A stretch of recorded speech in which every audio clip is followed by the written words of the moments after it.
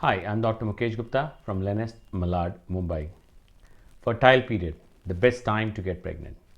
Well, we have heard a lot about it, but I'm going to run through 5 golden tips to know when is the best time during the course of the menstrual cycle to get pregnant, and how do we know and how do we find out what is that time. Well, this information can help you in 2 ways. One, when you want to have pregnancy. Two, when you want to avoid pregnancy. Either ways we can use that information. So let's start with a basic concept to understand first before we give you the 5 methods how you actually can evaluate whether you are in a fertile period or not. Every month our menstruation happens because there is a cyclical change happening in our body which leads to formation of an ovum or release of an egg from the female ovaries. And once that ovulation happens, after that there is a cascade of hormonal changes which leads to menstruation. If this happens in a regular way, and if a woman is ovulating regularly, she gets her cycles regularly. But what day this ovulation happens is not precise and perfect in every woman. So it may change in the same woman who has got the fixed day cycle, or it may change in different women having different days of cycles. So in simple words, the first method to know when you are ovulating is the calendar method.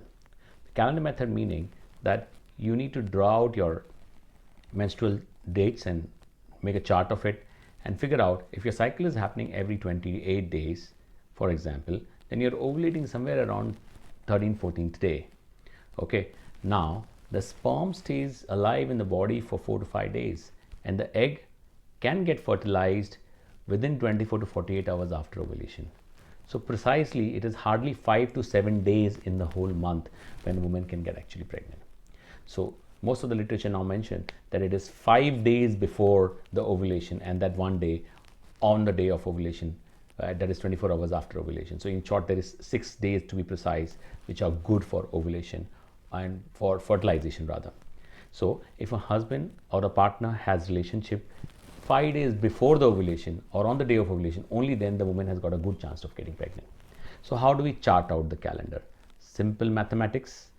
If you have a cycle for say around 28 days, then you will be ovulating somewhere around 10 to 17, 18 days. Okay, so let's put it this way, that 1 or 2 days beyond the ovulation and 4 days before the ovulation.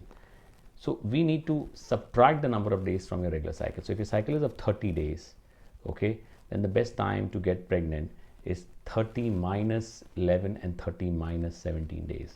So you have to calculate that window. So in simple words, it will be somewhere around the middle, the center 7-8 days of the cycle. Now, let me just make it a little more simplified.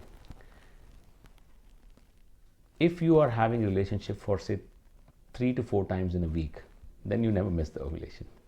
All right. So if you're planning for having a baby at least 3 times in a week, if you're having sex in the middle 10 days of your cycle, that's good enough for you to get pregnant.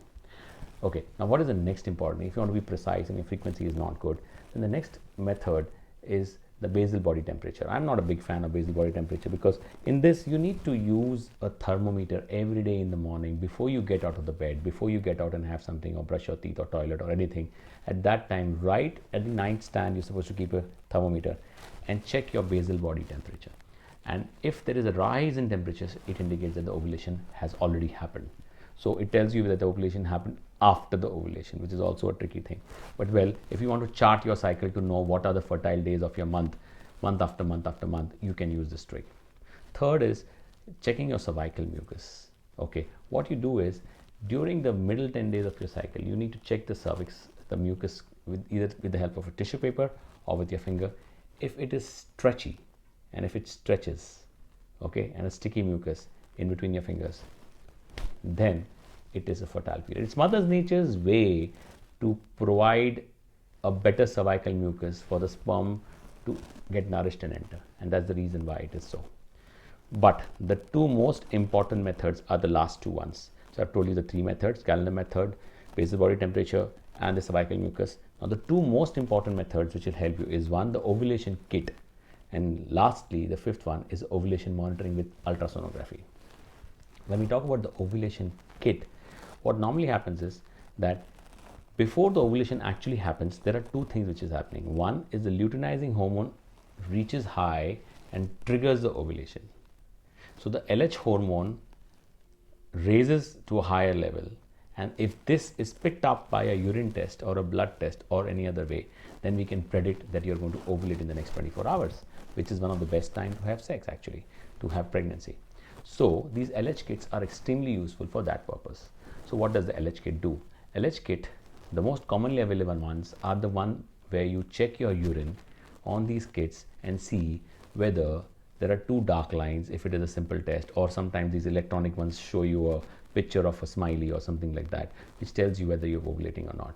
So a urine ovulation kit which is available in the market has to be used from say 9th 10th day of your cycle, if your cycle is the 28th day, or if it is earlier, then a little earlier, and if it is a longer cycle, then maybe a little later. But it has to be checked every day. And if there are two dark lines where the test line is darker than the control line, that means you're going to ovulate in the next 24 hours. Well, that is the ideal way of checking with ovulation kits. Now there are these electronic kits available whereby they check the electrolytes and the hormones for the estrogen and the luteinizing hormone and gives you an electronic reading. In fact, there are these technical based kits available which can be connected to your mobile phone or Android or iPhone or even a tab, or they have their own monitors which will give you a prediction of what is a fertile day for you. Well, those are technological wizards, guys knows, and you need to understand, and if you want to use that, you can get more information on that online or with your doctor. This brings us to the most important and the last way to know how you're ovulating, and this is one of the most precise method where your doctor does a regular transvaginal sonography and sees whether your follicle is growing, say from 7th 8th day of your cycle, and gradually maybe alternate days he will do and see whether the cycle shows that the follicle is growing big enough, and then when it ruptures, you know that ovulation has happened. So that is another very nice way to know when you're ovulating. When you're under treatment for the same, the doctor will give you an injection of HCG to trigger it to time your relationship with your partner, and that is one of the most precise method. So if these home-based method like calendar method or basal body temperature or cervical mucus doesn't help you, you can pick up the fourth method, that is these kits from your chemist and pharmacy with the help of your doctor, and try to do that at home. And if all these things don't work, go to your doctor, get a follicular monitoring done. That is the most precise and the best way available today. Thank you very much.